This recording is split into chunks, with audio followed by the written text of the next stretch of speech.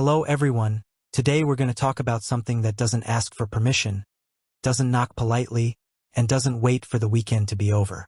It just shows up loud, intrusive, uninvited. Pain. Could be physical, emotional, spiritual, or some spicy cocktail of all three. But today we're diving into the story of what happened when I woke up one morning and pain was already there. Not just in my body, but in my routine, in my thinking, in the mirror. It was like someone pressed pause on the life I thought I was living, and when they hit play again, everything sounded different. So before you get comfortable, take a moment to like the video and subscribe, but only if you really like what I'm doing here. And while we're at it, drop your location and local time in the comments. I'm always curious how far this reaches and whether you're listening from a sunrise or a sleepless night. Now let's get comfortable, and let's get started today. I remember it vividly. The sheets were warm. I could hear the birds doing their early morning gossip outside the window. But when I moved to get up, a sharp pain struck the left side of my chest. It wasn't cinematic.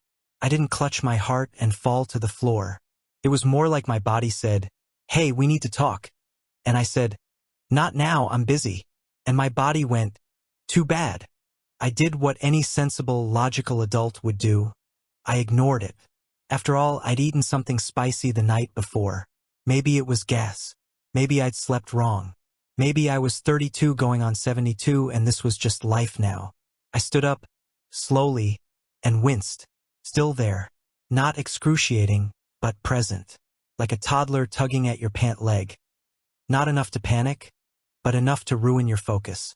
I went about my day, or tried to, took a shower, made coffee, forgot about the coffee and reheated it twice, answered some emails with one hand and rubbed my chest with the other. I Googled mild chest pain in the morning and was treated to a range of results from probably acid reflux to you're definitely dying. Here's a fact about human intelligence. We are the only species that can think about the future, plan, worry, and simultaneously sabotage our well-being while doing all of it. No raccoon has ever thought, maybe I should wait until next month to get this checked out. But I did, because I'm human, and humans are weird.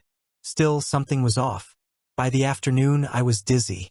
There was a strange buzzing in my left ear, like someone had left a tiny refrigerator running in my head. I didn't feel sick, exactly, just disconnected. Like my body was a car and my brain was trying to drive it with the parking brake on. So I called a clinic. And this was the first time it hit me how fragile we are. Because when I described the symptoms, the nurse didn't sound casual. Her voice got quiet, then very precise. She told me to come in now. Not later. Not after dinner. Now. So I did. Driving there, the steering wheel felt heavy. I remember the dashboard lights looked too bright, and I couldn't remember if I'd put deodorant on. Why was that the thing my brain cared about? It's weird what we fixate on when fear shows up. At the clinic, everything smelled like antiseptic and paper. The chairs were too small and the air was too cold. People around me were scrolling, sighing, coughing.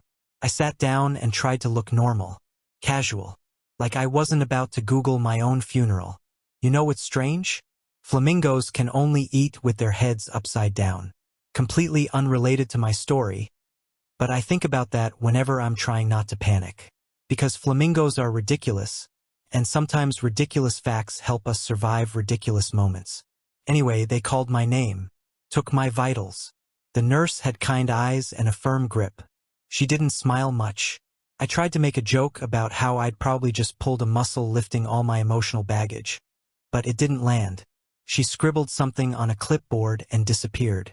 I sat in the exam room staring at a poster about healthy cholesterol levels. The person in the poster looked way too cheerful for someone talking about LDLs. I could hear footsteps in the hall, distant beeping, and then a long silence. That's when it started sinking in. This might not be a drill. My body wasn't just acting up. It was trying to tell me something, and I'd been too busy, too tired, too proud to listen. Maybe it was something minor. Maybe it was serious, but the point wasn't the diagnosis yet. It was that moment, that second where you realize you're not in control and maybe you never really were. And that's the open academic debate we never really solve. How much of our health is under our control? Diet, exercise, stress, sure, we influence the terrain. But genetics, randomness, time, they all play a game we don't always understand. I didn't get any answers that day. Just more tests, a referral, and a reminder not to ignore symptoms. But something inside me had already changed. Pain, even low-grade and vague, has a way of making things real. It simplifies your priorities, quiets the nonsense.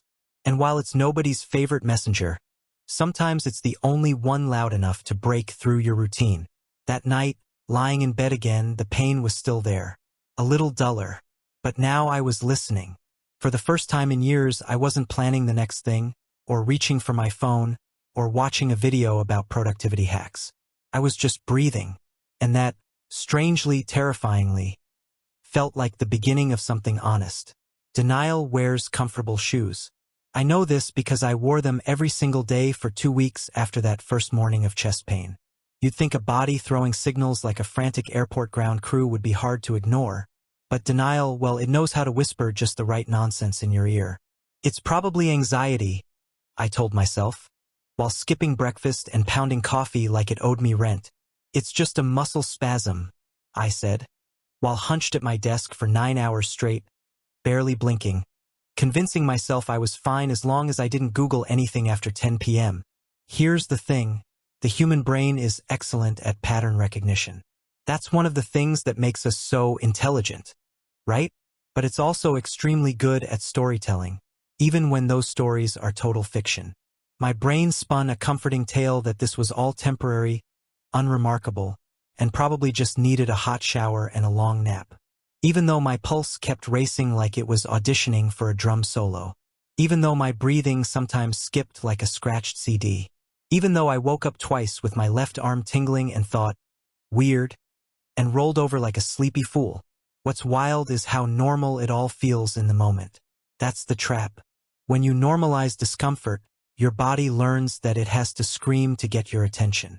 But let's be honest, most of us are experts at avoidance. We live in a world that rewards pushing through work, relationships, even illness.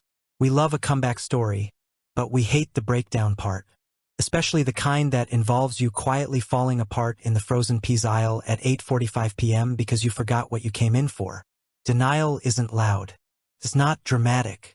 It's just a series of tiny choices, each one justifiable.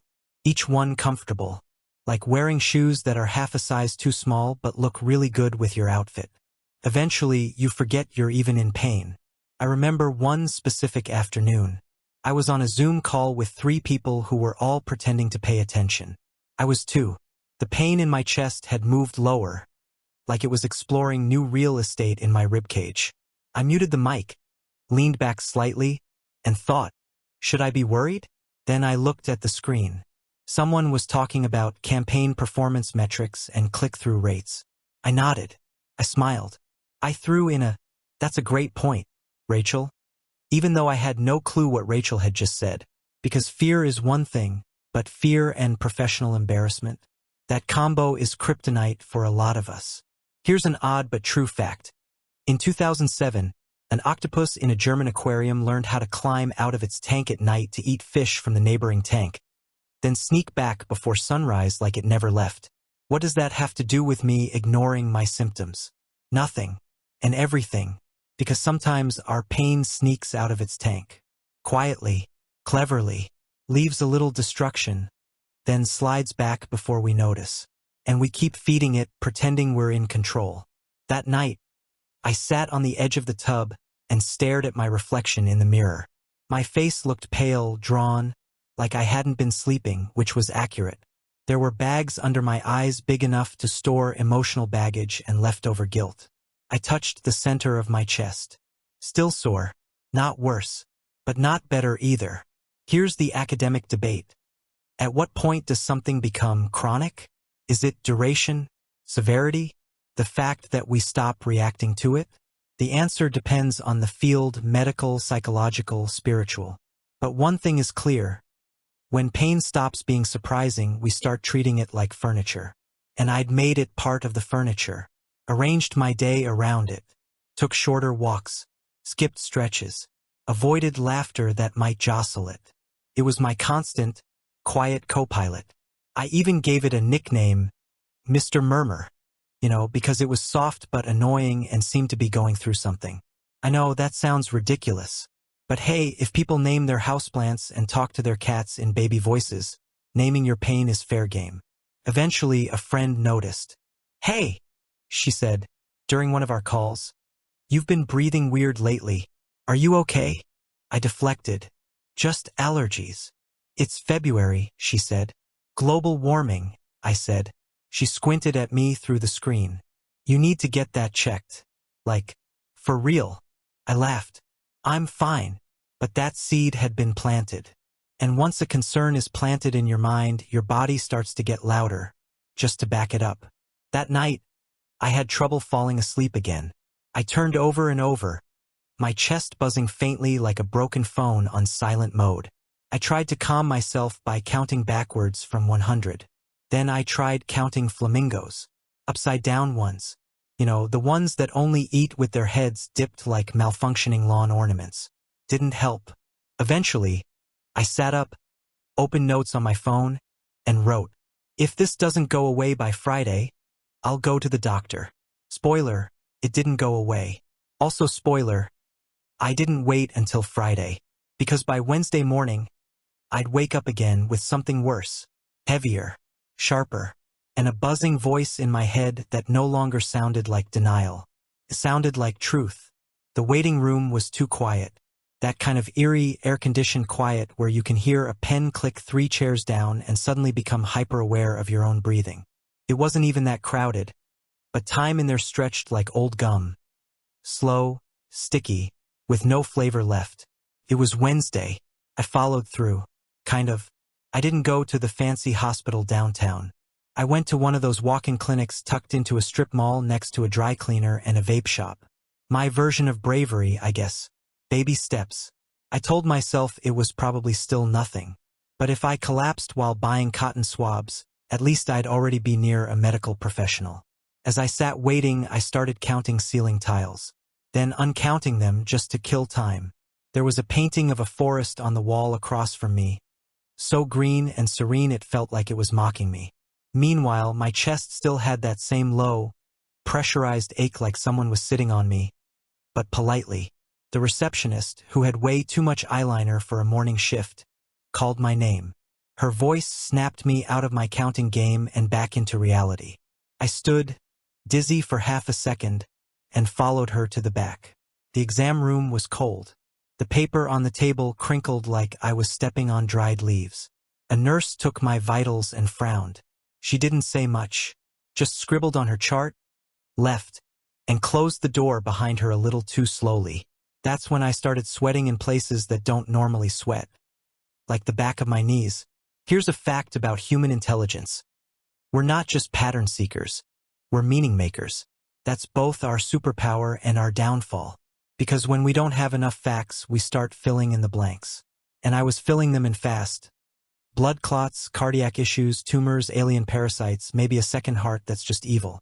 The door creaked open and in came the doctor. Middle-aged, slightly balding, and with glasses that made him look like he was always on the edge of saying something serious. He greeted me, asked some basic questions, listened to my chest. Then he did something that really shook me.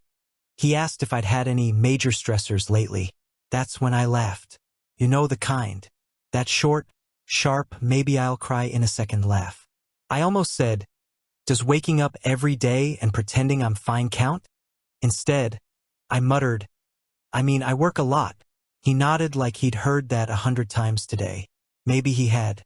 "Let's run a few tests," he said, already half out the door. And then began the longest hour of my life. They took blood, hooked me up to a machine with wires that made me look like I was being drafted into the Matrix. Asked questions I didn't know how to answer. Like, what would you rate the pain from 1 to 10? Honestly, depends if you mean physically, emotionally, or spiritually. I sat back in the room again, fully wired and underdressed in that paper-thin robe. I watched dust float in the light through the blinds. I thought about lunch. I thought about death. I thought about canceling my Netflix subscription because if I was going to die, I didn't want to pay $15.99 for another auto-renewal. And then the doctor came back in. No smile. No drama. Just a folder and the word that cracked something inside me. Abnormal. He said it like someone pointing out a parking ticket. Neutral, factual. But in my ears it sounded like a gong. He sat down and went over the results, circling numbers on paper I didn't understand. Some levels were too high, some too low. Something with the heart rhythm. Something else about inflammation. Here's an open academic debate. What is the role of stress in disease progression? There are studies that link chronic stress to heart issues, immune disorders, and even memory loss. But how direct is the cause? We still don't know. What we do know is that your body keeps score, even when your mind pretends it's fine. The doctor didn't say, "You're dying." He didn't say, "You're fine," either. He said, "We need more tests. This isn't urgent, but it's not something I'd ignore." So I nodded, said thank you, pretended like I understood everything, collected my paper printouts like they were souvenirs from an amusement park I never wanted to visit, and walked out. Outside, the sun was too bright. The air felt thin. I sat in my car for a few minutes, not moving, just watching people walk by, go in and out of the vape shop, laughing, scrolling, living, all while my chest buzzed and my brain screamed in Morse code. It wasn't dramatic. It was just real, and that made it worse, because I realized, right there in my dented Honda, that I'd been treating my life like a performance. A well-lit, well-filtered show where nothing ever cracked. But the cracks were there, and they weren't small anymore. I drove home with the radio off. I didn't want music. I didn't want noise. I just wanted silence without the fear. Spoiler, I didn't get that silence.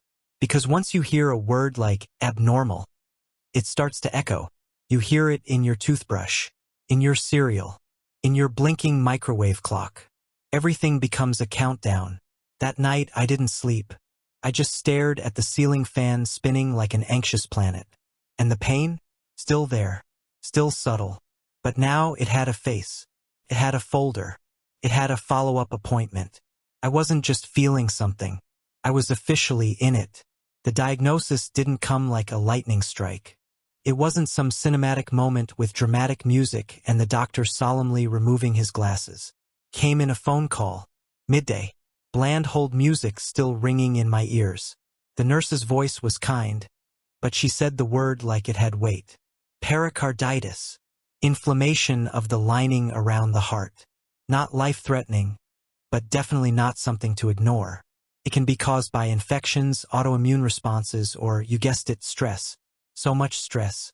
I remember I was holding a spoon when she said it. Just frozen there in my kitchen, halfway through a bowl of lukewarm lentil soup, like a very confused statue. You know how people say things hit them like a ton of bricks? This felt more like a slow, heavy blanket being pulled over me. Not crushing, just smothering. I didn't even ask follow-up questions. I just said, "Okay, thank you." Then I hung up, placed the phone on the table, and stared at it like it might talk again. I wasn't scared, not exactly. It was more like my body had finally gotten the mic and was saying, "See? I've been trying to tell you. You don't listen until it has a name." Here's something weird I learned. Octopuses have 3 hearts, and when they swim, one of them stops beating. I remember reading that ages ago and thinking, man, that's metal.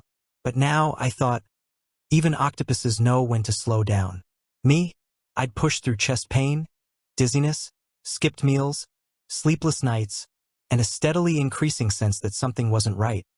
And I'd done it all while still sending emails with a fake, smiling face with smiling eyes at the end. The moment I had a diagnosis, the first feeling I had wasn't fear. It was guilt. I felt guilty that I'd ignored it. Guilty that I needed help. Guilty that I had a condition that required medication, rest, and actual boundaries. Why? Because in my mind, being sick meant being weak. And I had spent my entire adult life trying to be the opposite of that. I was the yes person, the one who covered shifts, the one who always replied, "No worries," even when there were, in fact, many worries. But now there was something happening in my body I couldn't just schedule around. The prescription was simple. Anti-inflammatories, light movement, no stress. The nurse even repeated it slowly, like I was a child. You need to rest. That means you can't just power through this. I nodded, again, even though she couldn't see me through the phone. Because that's what I do. Nod and obey. And then quietly rebel with a side of internal chaos. Still, I tried.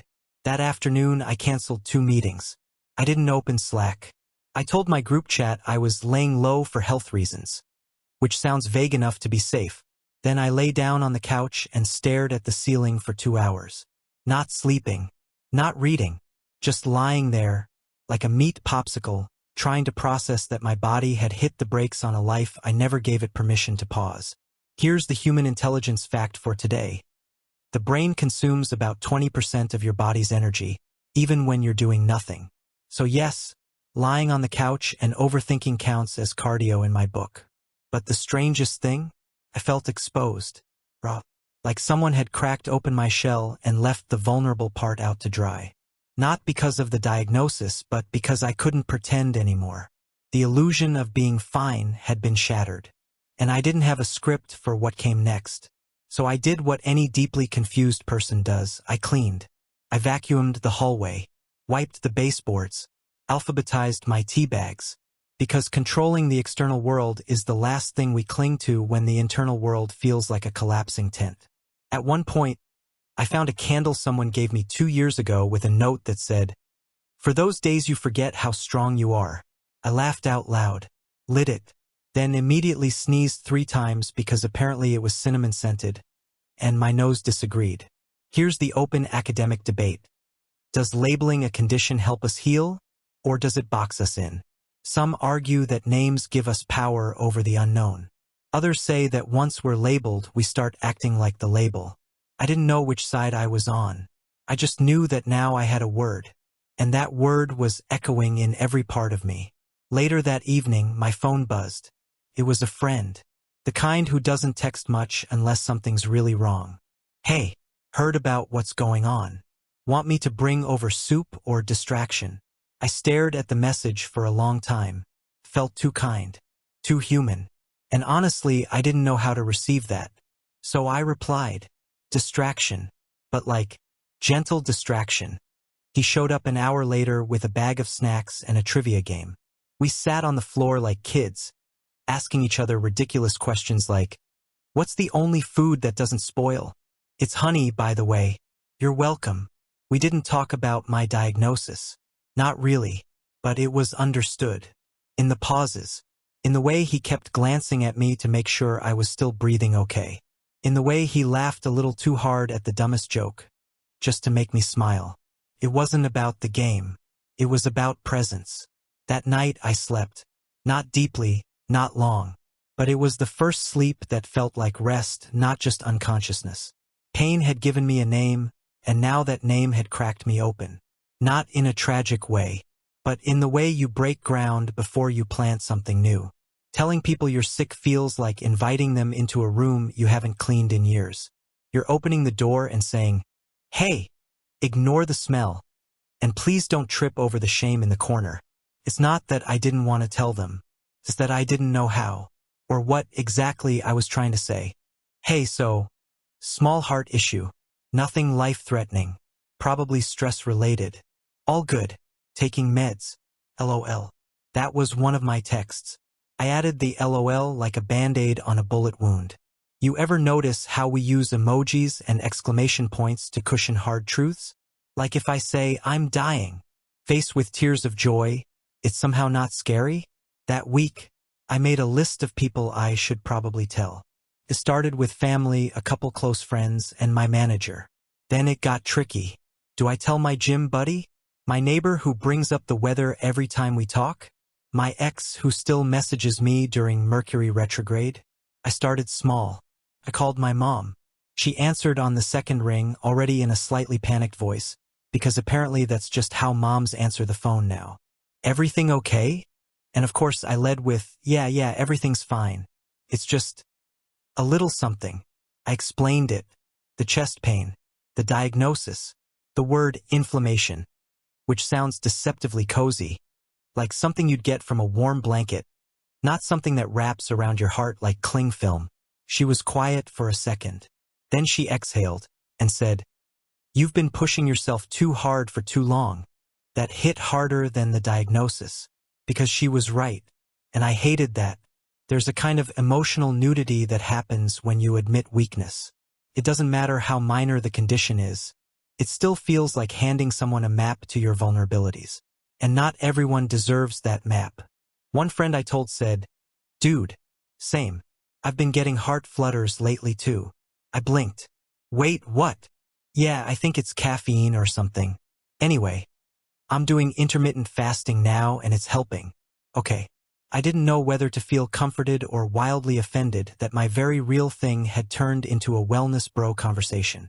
You ever try to explain something serious and it gets co-opted by someone's oat milk routine?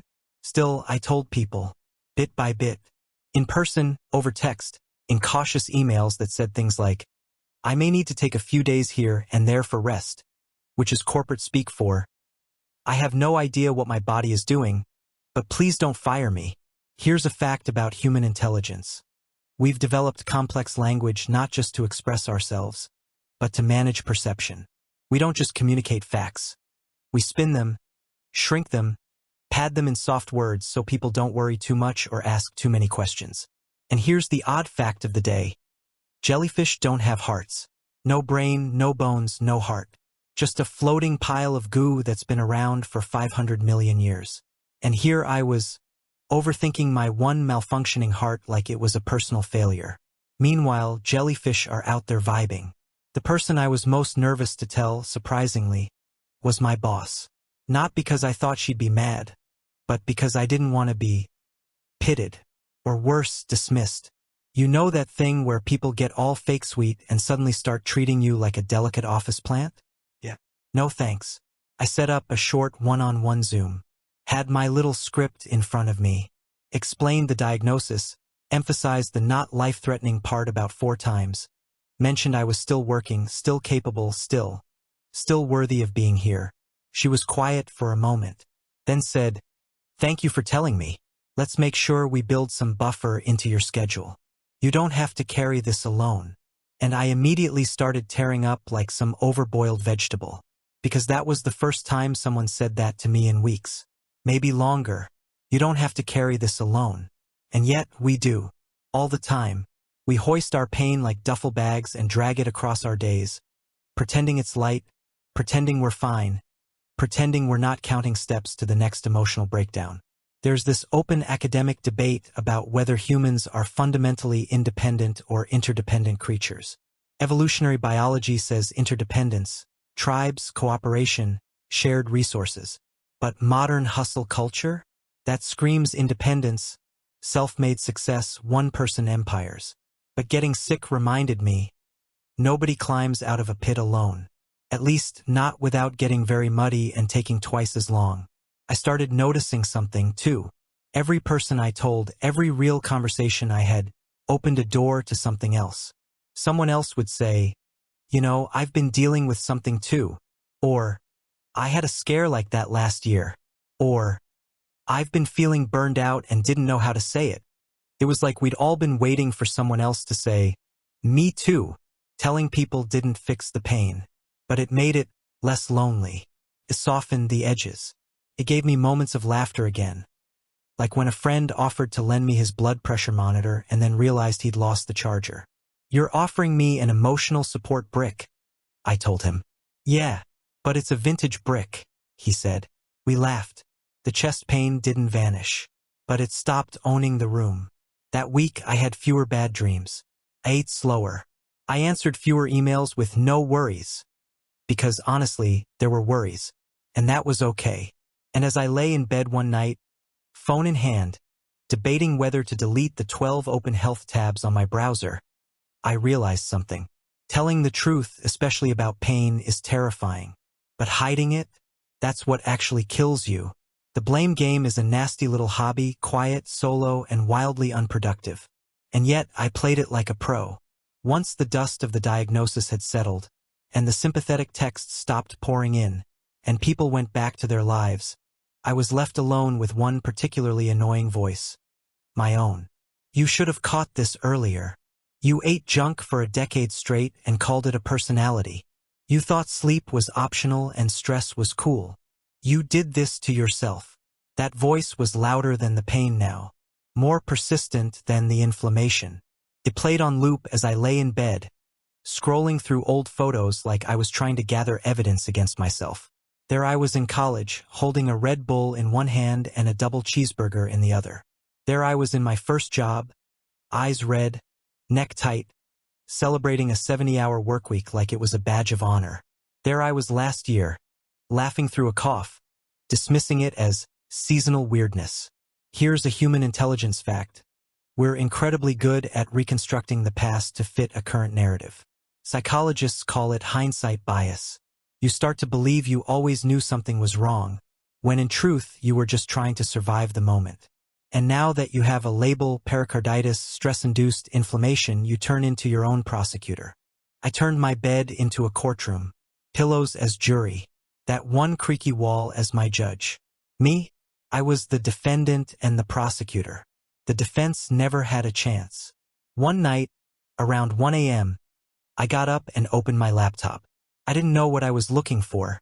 Maybe some final answer, or maybe just permission to forgive myself. Instead, I ended up down a rabbit hole of wellness blogs and Reddit threads written by people who somehow all cured their health issues by drinking celery juice and doing goat yoga. Here's a bizarre fact. There's a town in Spain where goats outnumber humans nearly 5-1. If ever there was a place for goat yoga, that's probably it. But at 1 a.m., all that goat talk just made me question everything. Should I move to a Spanish village and start over with a herd of emotional support animals? Would they still judge me for ordering Postmates 3 times a week? When I crawled back into bed, I noticed the ache had dulled slightly, but the guilt, still sharp. The next morning, I tried something weird. I wrote myself a letter, just started typing. Dear body, I'm sorry. I didn't mean to ignore you. I thought I was being strong, but I was being stubborn. I didn't stop writing until the sun peeked through the blinds. I told my chest I was sorry for the years of Red Bull. Told my knees I'd take them on walks again. Told my sleep-deprived brain I wasn't going to weaponize shame anymore. Sounds cheesy, I know, but that letter was the first moment of honesty I'd given myself in a while. Not performative honesty. Not the kind you post online with a filtered photo and a hashtag. Real honesty. Quiet. Crumpled. Slightly dehydrated. But true. And something shifted after that. The next time I looked in the mirror, I didn't just see someone sick. I saw someone trying to understand, trying to be better, trying not to fall back into the trap of being a productivity machine with a decent skincare routine. Of course, not everyone got it. One coworker, bless his cluelessness, said, "So, you're on heart meds now? That's wild, man. I thought only old people had heart stuff." I smiled. "Yeah. Apparently I'm secretly 78. He laughed. "Just don't die during our campaign launch." Yes, the sweet symphony of corporate empathy. But I didn't get angry. Not really. Because people only know how to meet you at the depth they've reached themselves. And some folks, still living on the surface. Here's an open academic debate. Can stress be good for us in small doses, or is it always harmful? The concept of eustress suggests that certain types of stress can actually motivate and sharpen us. But the line between motivation and breakdown is so thin, most of us don't notice until we've crossed it. I crossed it months ago, quietly, in the middle of a to-do list, while convincing myself that productivity equals value. So I started unlearning. I took my meds, drank water, walked slowly, listened to my body like it was an unfamiliar language I was finally trying to learn. Some days it said, "We're okay." Other days it whispered, "Don't push me today." And I listened even when it meant saying no to plans or logging off early. You know what surprised me? The world didn't end. Emails didn't explode. People didn't riot in the streets because I postponed a meeting. Life went on. And slowly, so did I. One morning, I sat outside with a cup of tea and actually tasted it. Not just drank it, but tasted it. The steam on my face. The way the warmth settled in my chest. It was the most boringly profound moment of my entire week. And it made me laugh. Because here I was sick, bruised by blame, still not fully healed, finding joy in tea. Take that, corporate hustle. So no, I wasn't cured. Not yet. But I was no longer in court with myself. I was in recovery. Not just physically, but mentally, emotionally, spiritually. And that, honestly, is the hardest part. Because forgiveness isn't something you earn. It's something you choose to give. Even to yourself. When I came back to work, the world didn't throw me a party. No balloons. No welcome back, survivor cake. What I got was an inbox stacked higher than a triple-layer burrito and a polite but awkward message from HR reminding me about the company's wellness resources, which is code for, don't sue us if you collapse on a Zoom call. Here's the thing, I wasn't fully back, just backish, logging in a few hours, trying to ease in. But the office machine doesn't really do ease in. It does status, green or status, dead. No in between. My coworkers didn't know what to do with me. One of them, bless his heart, actually said, I thought heart stuff was like a metaphor. You're actually on meds. Yes, Jason. I'm actually inflamed. No, it's not a branding stunt. Some people gave me too much space, tiptoeing around me like I was going to burst into tears if someone used the word deadline. Others gave me none at all. One manager said, if you're up for a challenge, we'd love for you to take on the Q3 deck, sir. I'm still taking naps like a toddler. Chill. Here's a fact about human intelligence. We're social mimics. We take cues from the people around us. If everyone acts like things are normal, we're pressured to play along. Even if normal feels like walking uphill with a sandbag on your chest. So I played along. I smiled in meetings. I kept my camera on so people could see I wasn't a ghost. I answered emails with my usual no worries. Even though I was, in fact, 75% worries, 20% ibuprofen, and 5% Earl Grey tea. There was one weird moment that stuck with me. I had to present a slide deck and I got out of breath halfway through a sentence. Just lost it. Like my lungs had hit pause. I muted myself, took a few shallow breaths, and finished like nothing happened. No one even asked. Either they didn't notice or they did and chose not to say anything. And that's when it hit me. I had become invisible. Not in a dramatic way, but in a slow, paper-thin kind of way. I was still there, but people didn't know how to hold space for the messy, recovering version of me. So they defaulted to silence. Safe, harmless, distant. Here's a strange fact. Flamingos lose their pink color when they're sick. Their feathers literally fade as their bodies redirect nutrients elsewhere. I felt like that. Still me, but grayed out. A less vivid version that people didn't quite recognize or want to. I started craving solitude, but also resenting it. Like, how dare I want to be alone when I already feel so alone? That's some psychological double jeopardy right there. So I tried something I hadn't done in months. I wrote in a journal. And wow, nothing will make you feel more 13 years old than journaling with emotional intensity at 2 a.m. while sad music plays in the background. But you know what? It helped. I wrote things like, today I smiled and no one noticed it was fake. I miss being healthy, even though I don't know what that actually means anymore.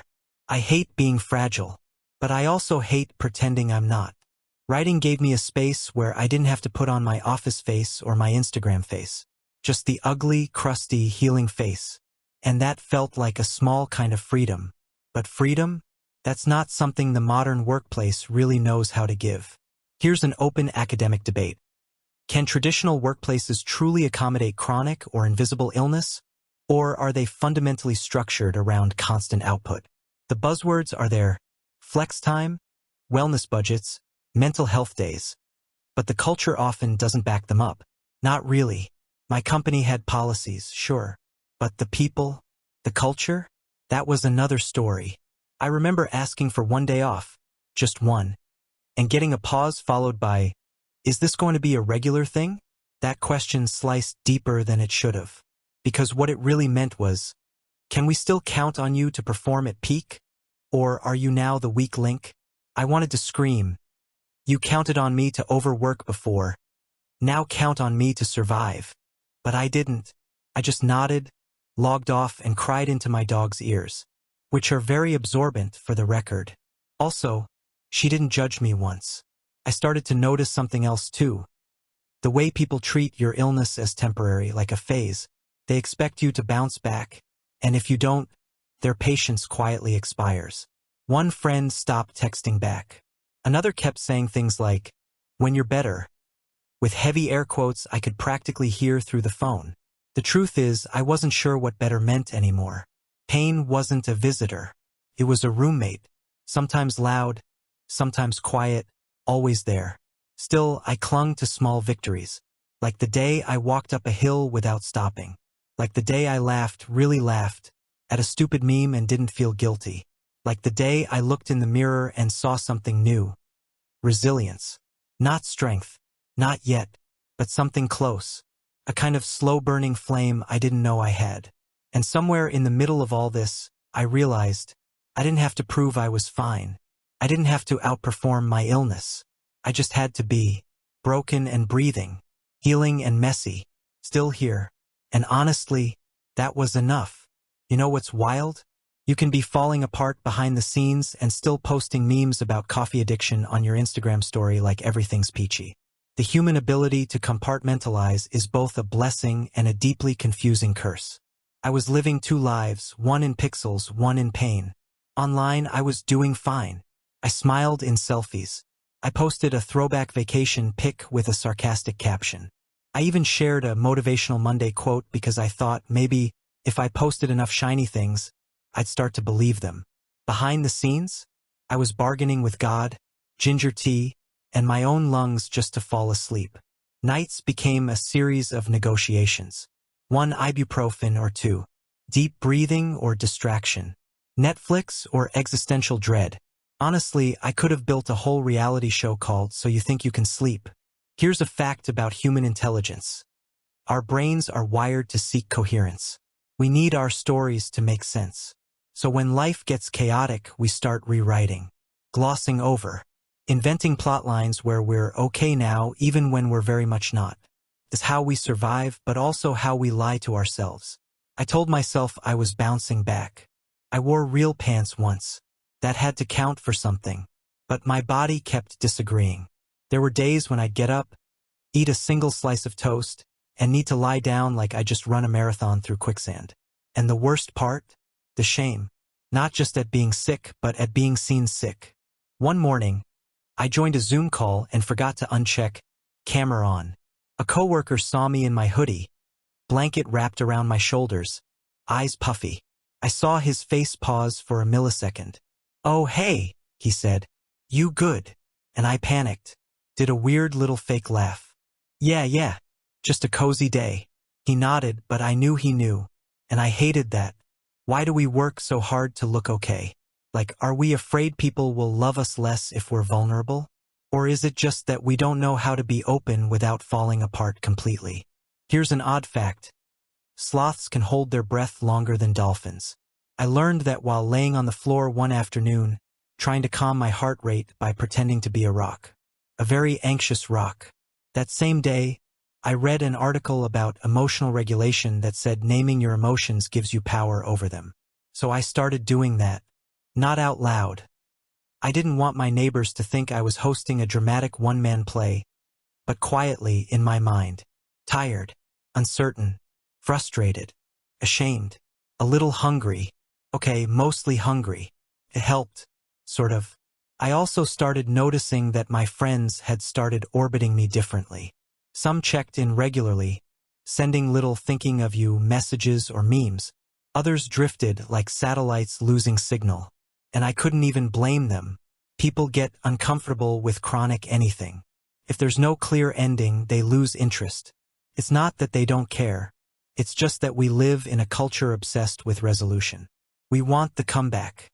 The triumphant look at me now post. But healing? That's not a straight line. It's a scribble. A dance between hope and disappointment. Here's an open academic debate.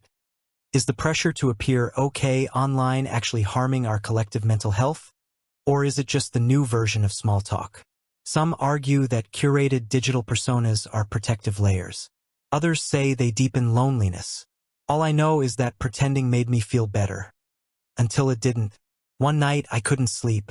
My heart wasn't racing exactly, but it had this weird, fluttery rhythm, like it was nervous about something, which made me nervous. So I got up, made chamomile tea, and sat on my balcony. It was one of those rare nights when the sky felt impossibly quiet. No traffic, no neighbors yelling, just air and stars and that funny little vibration in my chest. And I thought, what if this is it? Not in a dramatic end-of-life way, but more like, what if this is the new normal? What if my body never goes back to what it was? And then, would I still be worth something? It's a dumb question on the surface. Of course I'd be worth something. I'm not a toaster. My value isn't tied to my output. But it didn't feel that simple. I thought about how many times I'd said, I'm good, when I wasn't. How many times I'd smiled through pain. How many hours I'd spent trying to be a person instead of just being. And suddenly, in that silence, I felt a strange wave of relief. Because no one was watching. No one needed me to perform wellness. I could just sit, quiet, unfiltered, real. No hashtags, no edits, no pretending. I whispered out loud, just to hear it. I'm not okay. And the world didn't end. The stars didn't fall. The ground didn't collapse. I just sat there. It was the most honest moment I'd had in weeks. And it felt good. Not happy good. Not cured good. Just real good. And that was enough. There's a weird kind of silence that comes after the storm. Not peace, exactly, but a hush. A moment where things are still broken, but they're not actively shattering anymore. That's where I found myself. Not better, not worse, just paused. Like the buffering screen of life was stuck at 73%. I had reached what I started calling the in-between. Not sick enough for urgent care. Not healthy enough for normal life. Not sad enough to wail on the floor, but not joyful enough to sing in the shower either. It's like being on hold with your own existence. This is the part where most stories would give you a montage. Soft music, time-lapse of morning jogs and smoothies, motivational quotes about healing. But healing in real life isn't aesthetic. It's messy, repetitive, and surprisingly boring. I'd wake up, stretch slowly, sit on the edge of the bed and ask myself, are we breathing weird today?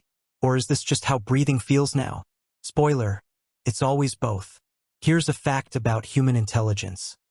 We're meaning-making machines, but also deeply irrational. We'll see progress and still panic. We'll be told we're improving, but hyperfocus on every leftover ache. One doctor said, "You're healing right on track." And I said, "Then why do I still feel like a half-deflated pool float?" She blinked. "You might just be anxious." "Cool," I said. "So it's not my heart, it's my existential dread." Much better. One odd fact I stumbled across during a particularly unhinged Google session. Bananas are berries, but strawberries aren't. That broke my brain more than my EKG results. Anyway, the point is I was starting to live in the waiting. Not in the old life I missed. Not in the perfect future I'd imagined post-healing. Just here. And here was unpredictable. One day I'd feel like hiking. The next, brushing my teeth felt like a marathon. One week I'd cook real meals. The next, I'd order soup and cry over an Amazon return. But the difference now, I wasn't hiding it. I started being honest when people asked how I was. A little better today. Actually, not great this week. I'm fine, but not like Instagram fine. Some people responded with kindness, others with silence, and I learned to accept both. One friend texted me, "I miss how you used to be." Ouch.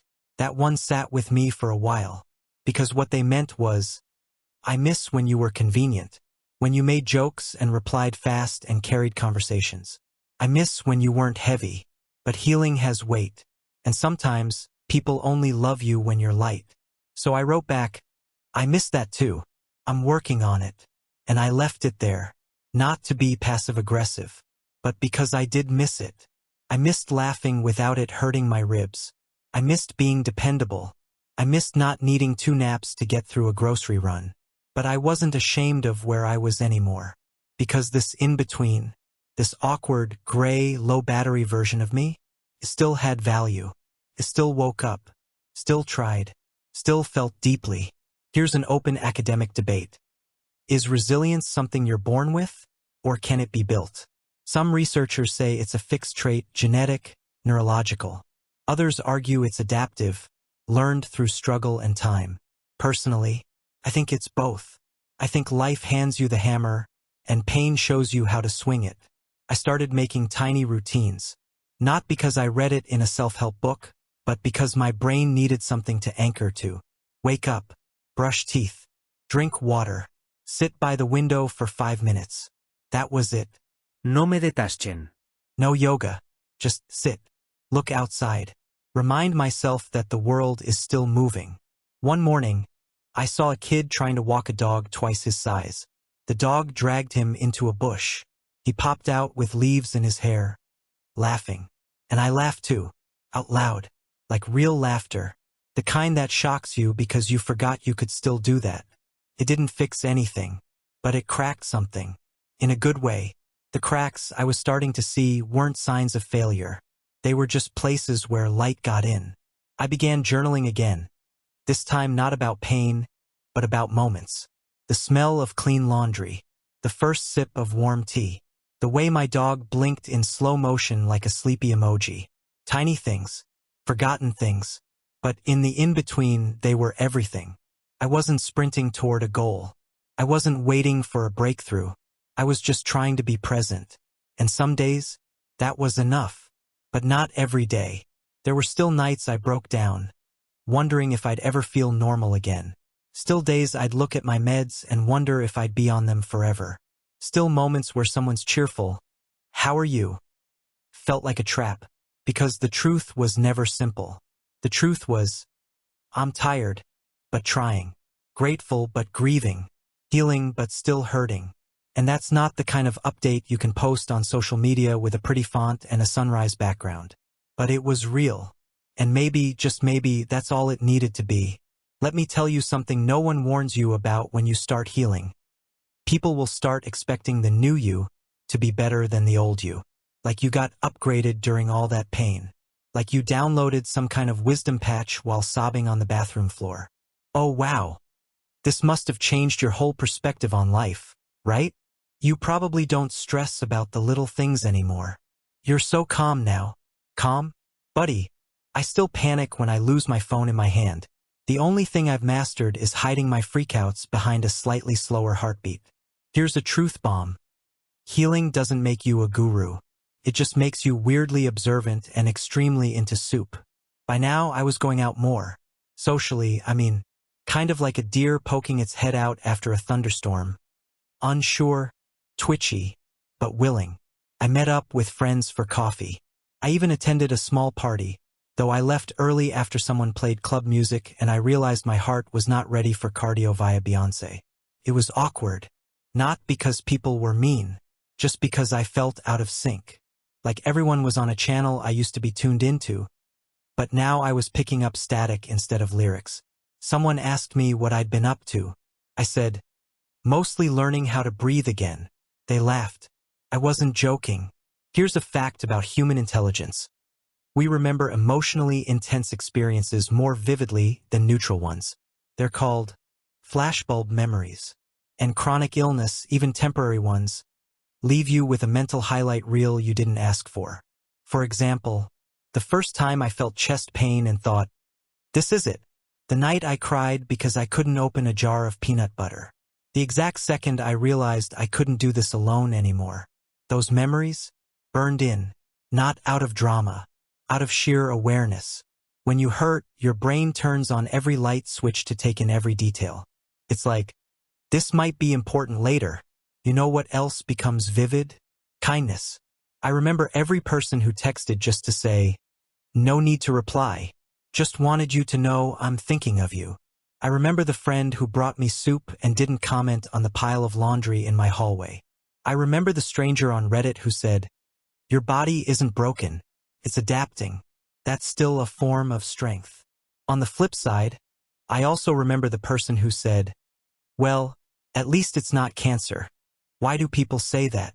Like, yes, Thank you for comparing my health crisis to an even worse health crisis. That's super comforting. Here's an odd fact. Wombat poop is cube-shaped. Perfectly cube. Scientists think it's to stop the poop from rolling away.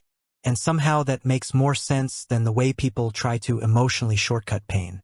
I started doing something new in conversations. I let silences happen. You'd be amazed how uncomfortable people get when you don't rush to fill a gap. Especially when you mention illness. You say, I'm still recovering.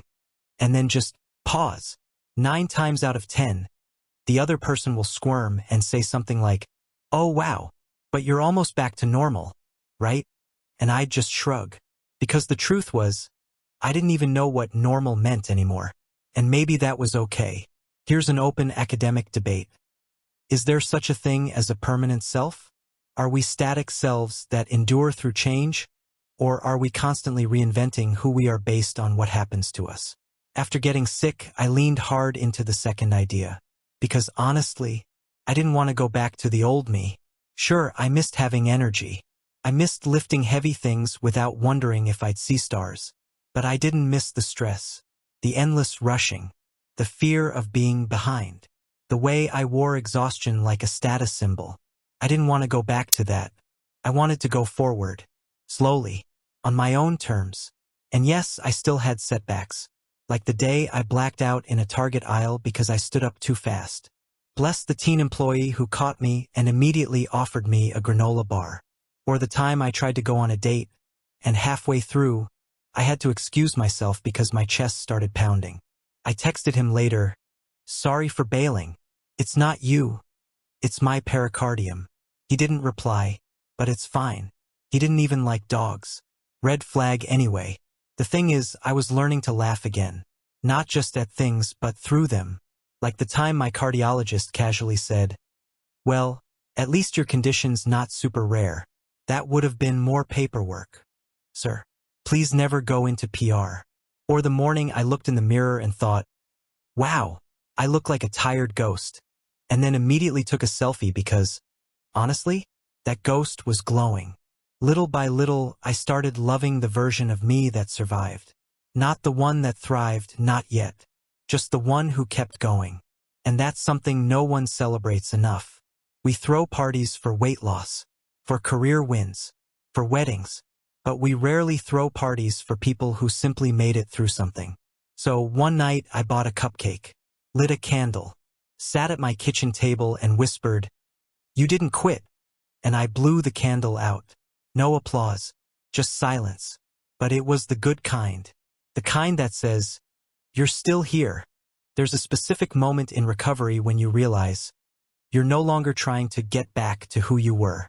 You're building someone new, someone softer, maybe slower, but undeniably stronger in ways no one else can see. Not everyone claps for that. Most people won't even notice, but you will. That moment for me came in the produce aisle. Yep, next to a pile of cucumbers. I was reaching for some cilantro, big event I know, when I noticed I wasn't afraid. Not afraid of a dizzy spell. Not afraid my heart would hiccup. Not afraid I'd forget how to stand in line like a normal person. I was just there, standing, choosing herbs. That's when I knew something had shifted. I wasn't bracing for collapse anymore. And the second I noticed it, I started crying. In public, next to a pyramid of avocados. It wasn't a sob, more like a silent leak of gratitude I couldn't hold back. Here's a fact about human intelligence. We don't just feel emotions. We process them. Emotion literally means to move through. And crying, it turns out, is your body's way of saying, good job surviving. It's not a glitch. It's a release. So I let myself cry. Some guy looked at me sideways. I gave him a thumbs up and said, it's just healing. Ignore me. He nodded, totally confused, and went back to weighing grapes. That's how weird recovery is. One day you're afraid to get out of bed. The next you're weeping in Whole Foods because your heartbeat feels stable. Odd fact of the day, lobsters taste with their legs. Yeah. They walk around tasting the floor. And yet people think I'm the strange one for getting emotional near cilantro. Anyway, as I left the store, I realized I wasn't just building new routines. I was building trust. in my body, in time, in the idea that this whole messy, uncomfortable journey might actually be leading somewhere. That night, I wrote down something in my journal I hadn't dared to before. I don't want to go back. I want to move forward.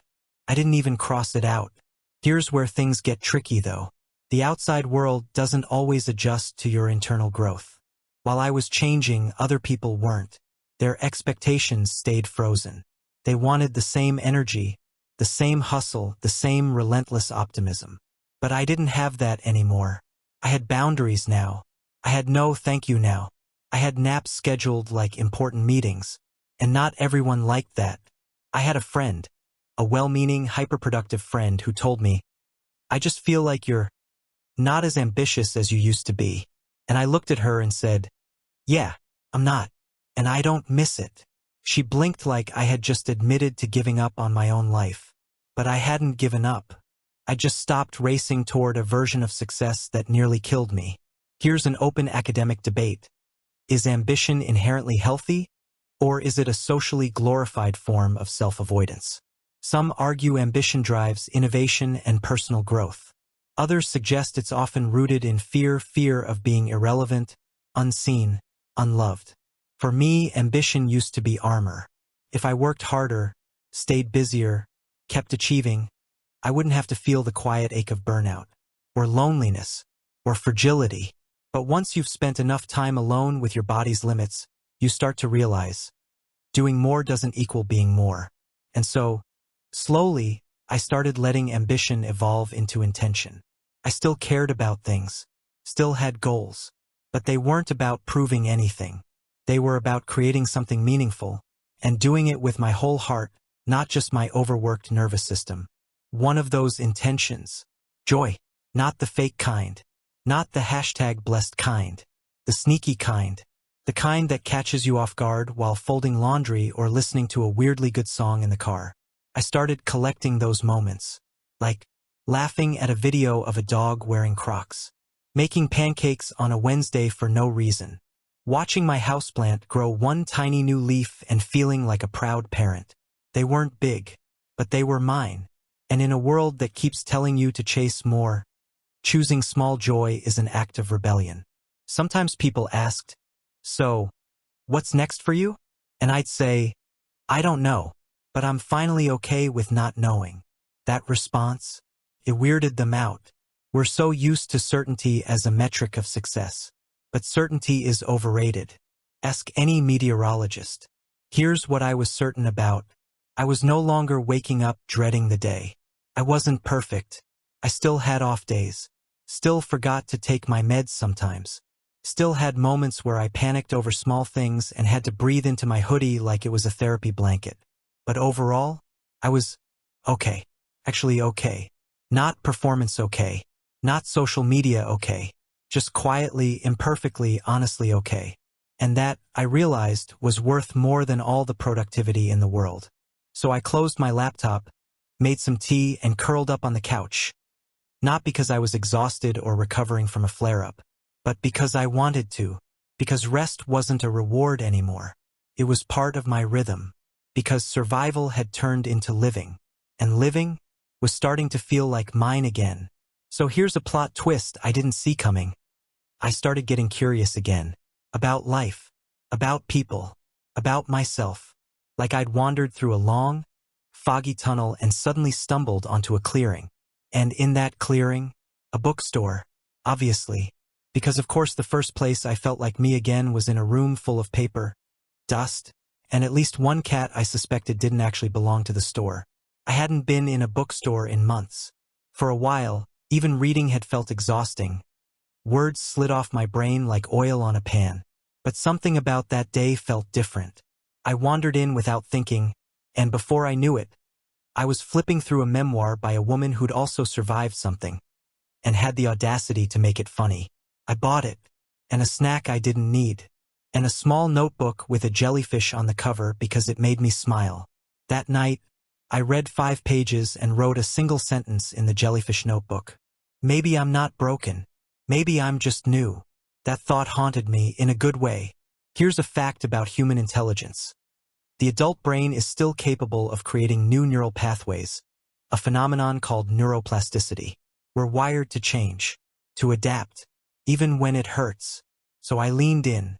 I started saying yes to small things again.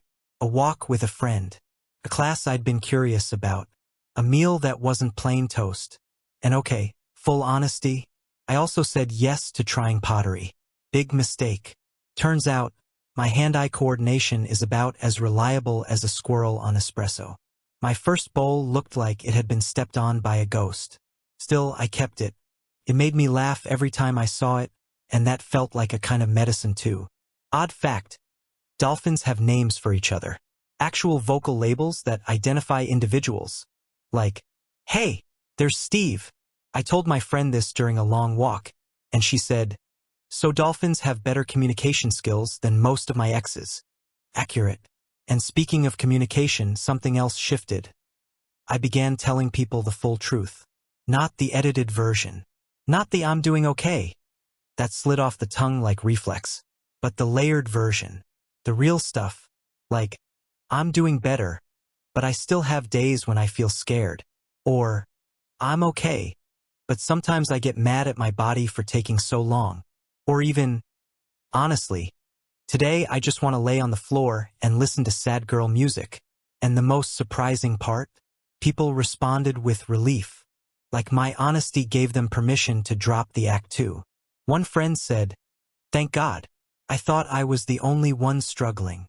Nope, not even close. Here's an open academic debate. Is vulnerability a strength or a liability? Some argue it opens you up to harm. Others believe it's the foundation of connection and empathy. Personally, I've found that the more I open up, the more others meet me there. It's like emotional gravity. You pull people in when you stop trying to hover above it all. And suddenly, the world feels less lonely. I started collecting these moments like seashells.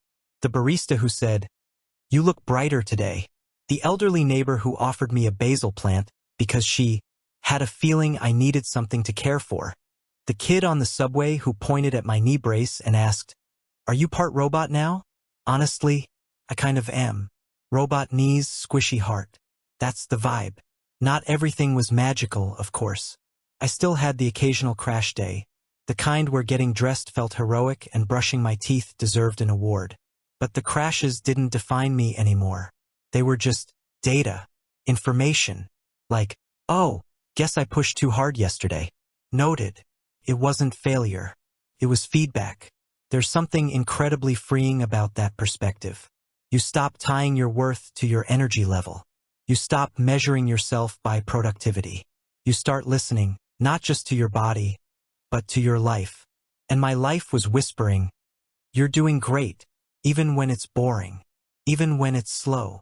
I also began noticing how deeply society is designed for the fast, the loud, the constantly performing. We cheer for hustle culture. We reward burnout. We admire the people who say, I've got so much going on, like it's a badge of honor. But what about the ones learning to rest? The ones reclaiming their time? The ones who are quietly rebuilding themselves in the background? We don't give them parades. We don't make movies about them. But they're warriors too, just slower ones. And maybe, just maybe, they're the ones who know what living actually means. So one morning, I made a promise to myself. No more apologizing for the slow days. No more rushing through rest. No more comparing myself to my old life like it was some gold standard of worth. I promised to keep showing up for myself. Messy, imperfect, and honest. And you know what? That felt like winning. Not in the Instagram way. In the I woke up and I felt hope again way. In the I saw a plant growing and it made me cry way. In the I finally trust myself to keep going way. And that's a kind of victory no one can measure, but you feel it deep in your bones. There's a moment, usually somewhere between folding socks and staring into the fridge, when it hits you, you're no longer surviving out of desperation. You're living by choice. It doesn't announce itself with confetti or theme music. No dramatic voiceover. It sneaks up on you, gentle as morning light, and settles quietly in your bones. That morning for me started with oatmeal. Nothing fancy, just oats, blueberries, and a drizzle of honey I forgot I had. I stood there eating it barefoot, sun cutting across the counter, and realized, I'm not afraid of today. No dread, no mental inventory of symptoms, just a weird little feeling I hadn't felt in months. Peace. And yes, I still had bills to pay. My inbox still looked like a digital landfill. But I felt grounded, like I had finally stopped waiting for the floor to drop out from under me. It reminded me of a thing I read once. The human brain has something called a negativity bias, which means we're wired to notice danger more than safety.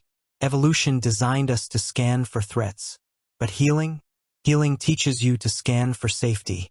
To look around and say, right now I'm okay. That takes practice.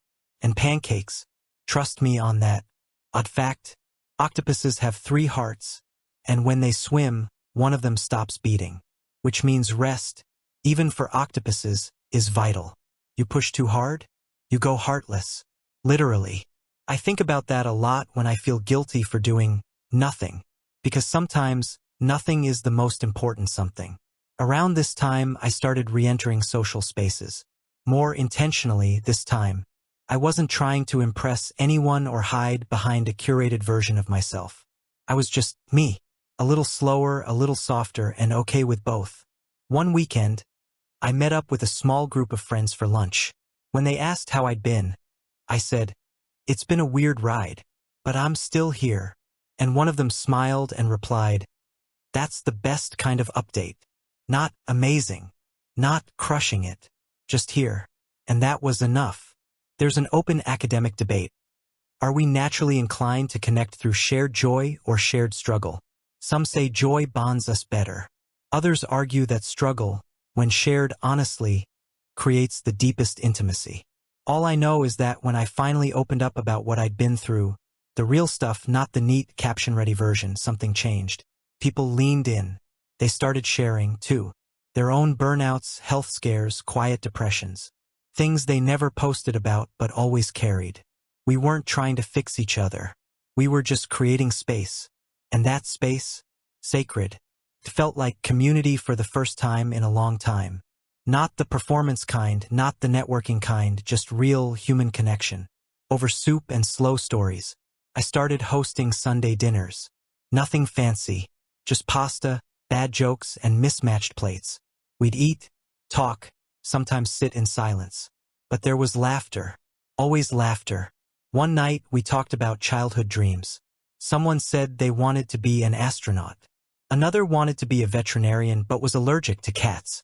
I said I used to want to be a radio host just so I could talk to people in the quiet of the night. And then someone said, you kind of do that now. I paused. What do you mean? Well, they said, you talk about the quiet stuff, the hard stuff, and people feel less alone. That counts. I didn't cry, but I did put more Parmesan on my pasta, which is basically the same thing. Because here's what no one tells you. Recovery isn't about becoming someone new. It's about remembering who you were before the world told you to be more polished, more productive, more palatable. And that version of me, the one who used to love the night, who wanted to reach people through words and comfort, I think she was still here, just buried under burnout and blood tests. So I dug her out. Slowly, gently, I started recording little voice memos, stories, thoughts, even poems, bad ones mostly, but it felt good. Like I was tuning in to something I'd forgotten. Myself. I'd whisper into the mic, hey, you're not broken, just human. And that's a lot sometimes. Felt weird at first. But then people started listening. Not millions. Not even thousands. Just a few. Enough. Enough to say, I needed this. Enough to say, I feel seen. And that was everything. Because when pain cracks you open, you get to choose what fills the gaps. You can stuff them with distraction, shame, noise, or you can plant something, hope, humor, connection, even if it's just in the form of a late-night voice memo that says, hey, if today sucked, that's okay. You're still good. And I'll be honest, some days still do suck. I still get migraines. I still cancel plans. I still panic when I feel a weird heartbeat and spiral on WebMD like it's a game show called What's Wrong With Me Now? But the difference is, I don't let it define me. I'm not the girl who got sick anymore. I'm the woman who learned how to stay. And there's a big difference between being alive and choosing to live. So now, I choose. Even when it's hard. Even when it's quiet. Even when all I've got is one good cup of tea and a window that faces west. I choose to stay. To heal. To help others feel less alone in the weird, wobbly middle of their own healing stories. Because sometimes pain is a wake-up call. And sometimes, it's also an invitation. One thing about living through pain, real pain, the kind that turns your internal monologue into a 24/7 weather alert, is that you stop being surprised by much. But you do start being surprised by the small stuff. Like feeling your feet in your socks and realizing they don't hurt. Like forgetting, for an entire hour, that you were ever sick. Like someone calling you just to laugh about nothing. And you laugh, too, without effort. That happened to me on a Tuesday. I was cleaning out the fridge, a task I'd been avoiding since the Reagan administration, apparently, and my phone buzzed. My friend said, "Hey, do you remember when you thought almond milk was just water with lies?" I said, "I stand by that opinion," and we laughed for 10 minutes. Then, after the call, I sat on the floor, fridge door open, expired yogurt still judging me, and thought, this feels like life again. Not perfect, not dramatic, just alive. That's the funny thing. Healing rarely feels the way you think it will. You imagine grand returns to normal, standing ovations from the universe. Maybe a slow-motion montage where you jog through a field while violins swell in the background. But instead, it's phone calls and dish soap. It's emails answered on time. It's not panicking when you get a slight headache. It's seeing a calendar full of commitments and not feeling the need to fake an emergency exit. That's what I had now, space. Not just physical space, but mental bandwidth. And I'd forgotten how valuable that was. Here's a human intelligence fact. Executive functioning, the brain's ability to plan, focus attention, remember instructions, is one of the first things to go when you're under stress or trauma. So when you start remembering where you put your keys without crying, that's not just progress. That's a win. I was winning all the time now. Tiny wins, but consistent. And yeah, I still had bad days. I still got the occasional random pain or flare-up or existential dread episode where I looked at my ceiling fan and thought, is this it? Is this how adulthood works? Odd fact. Sloths can hold their breath longer than dolphins. I read that during one of my late-night research spirals. It made me laugh so hard I scared my cat. Can you imagine a sloth just vibing underwater, judging everyone? Anyway, I guess what I'm trying to say is, the body heals, but the mind needs convincing. And convincing takes time. There was a moment, months later, when I finally took down the sticky note on my bathroom mirror that said, "You're safe." Not because it wasn't true anymore, but because I had started believing it. I could go days without obsessively checking my pulse. I could eat salty popcorn without fearing my blood pressure would spike like a stock chart. I could walk into a room and not immediately look for the nearest exit, just in case. That kind of freedom doesn't come all at once. Trickles in. Here's an open academic debate. Can psychological safety be self-generated? Or does it always require external validation? Some say you need a support system to feel truly safe. Others believe that internal self-regulation, once learned, can recreate safety even in solitude. For me, it was both. My people helped. The texts, the hugs, the "you don't have to be fine" conversations. But it was me too, relearning how to trust myself. To be in my body without flinching. To say, okay, this moment is mine.